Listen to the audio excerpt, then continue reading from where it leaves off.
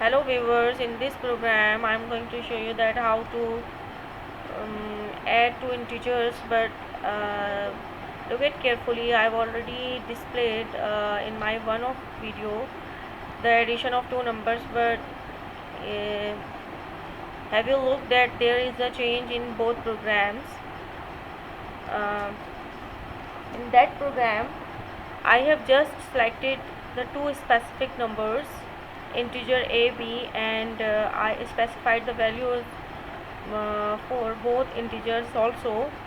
But here in this program the difference is this: I initialized three variables here, integer a, b, c directly. But before this, let's start and have an explanation of this program. So let's have understanding that what does it mean of hash include iostream.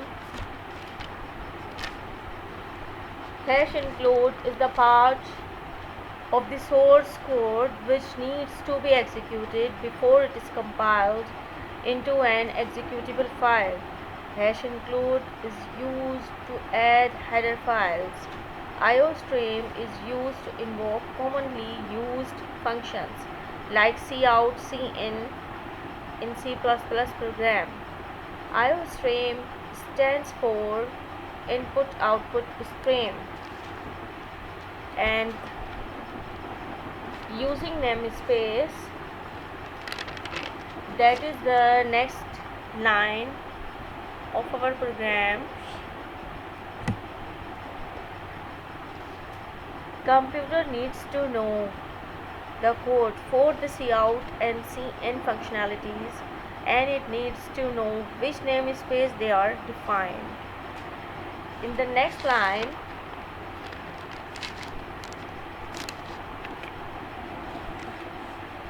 that is the integer main function. It is used as the entry point of the program. Main function is the function where the program will start to execute, and we use this open parenthesis. After that we have to write, we have the content of the program, and I initialize here three variables, a and b to pick the value, and c to store the sum of both variables.